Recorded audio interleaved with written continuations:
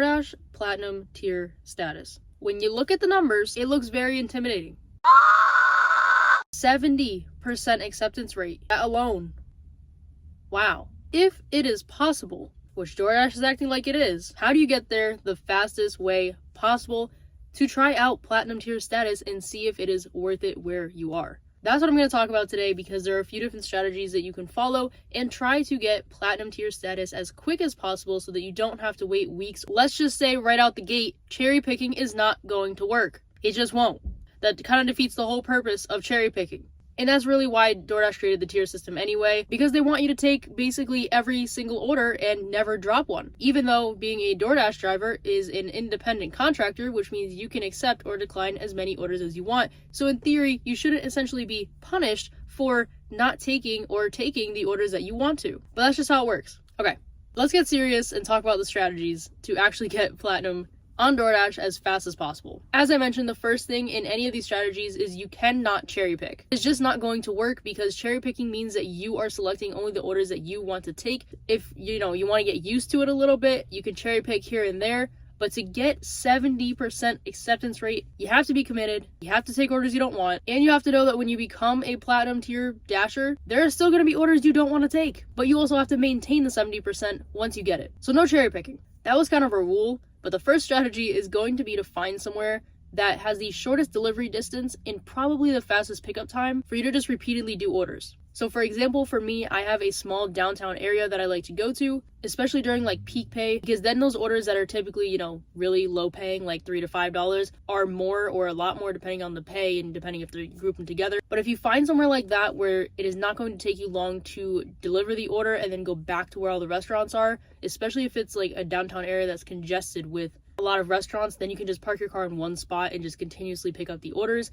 But also that means there has to be parking. So for me, that strategy does work sometimes. On the weekends, it's a lot harder. I mean, I'm not trying to get diamond tier right now, but I've gotten my acceptance rate up very quickly by doing this. It just wasn't for that purpose. So with this strategy, you'll have to know that you're probably going to make less money than you would if you're cherry picking. But if you want to take the risk that you could be getting a lot better orders, getting Platinum tier, then the lower pay could be worth it. And because we're trying to do this very quickly with these strategies, that would mean that your pay would only be less for a small amount of time. I definitely recommend to not do shop and deliver orders. So if there is a place that is only restaurants and not stores, you definitely don't want to be caught, getting an order like this and having to try to do that, because that's going to take a long time and you're not going to get the pay. Of course, you're going to, increase your pay and you're going to, increase your acceptance rate, but it is going to take a lot longer and we're trying to do this fast. Now with the strategy, if you don't have a good place that is really like consistently a bunch of small mile orders, I recommend trying to set a rule for yourself to try to increase it a little bit, or maybe like accept 3 orders in a row and then decline the next one or something like that. It's not going to be as fast, of course, as accepting every single order,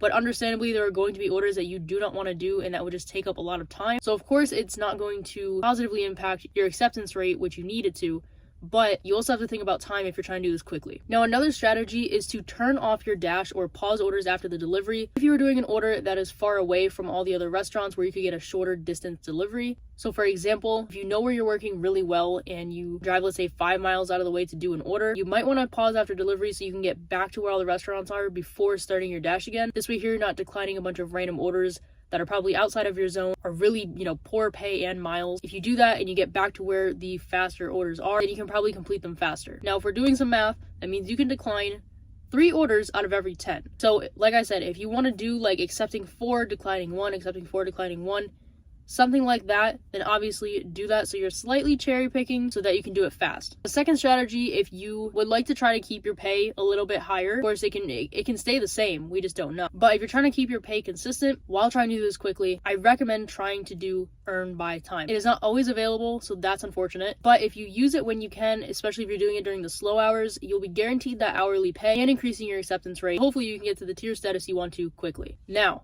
a little secret, it doesn't always work. But sometimes if you just miss an order instead of declining it, it doesn't affect your acceptance rate. It's not every single time, it's not every single order, but sometimes the app isn't really that updated. So you may get lucky if you just kind of ignore that the order is there, and it may not affect your acceptance rate. Now, this doesn't apply to every single restaurant, but there are some restaurants that will only allow deliveries within a certain mile radius, and you can kind of check this by going out to DoorDash, like for customers, and typing in different addresses and just kind of getting an idea of how far away the restaurant will deliver to. Especially some fast food restaurants, they do not do deliveries past a certain amount of miles. So with that information, if it's like a standalone restaurant or, there's just a few of them near each other, but there's a lot of orders there consistently, which typically with fast food restaurants there is, you could also try waiting there. This way you know that the orders are going to be under a certain amount of miles, and the pay may not be that great, but you should be able to increase your acceptance rate very quickly. And also, as another strategy, if you are able to take orders that are grouped together, it should increase your acceptance rate faster, or even like add-on orders, it should increase it faster. Sometimes it doesn't work, but I feel like most of the time it does. So taking those double orders, remembering that if you're focused on acceptance rate, that taking those double orders may be worth it. But using these strategies should increase your acceptance rate very quickly, especially if you're using them during very busy hours, so that there's consistently orders, maybe only doing DoorDash during those busy times and not just all throughout the day and turning on other apps during those times of the day. So if you're trying to reach platinum status quickly, that is how I would do it. A few different strategies you could try. If you're trying to do that, I hope this video was helpful, and otherwise I'll see you guys in the next one. Bye.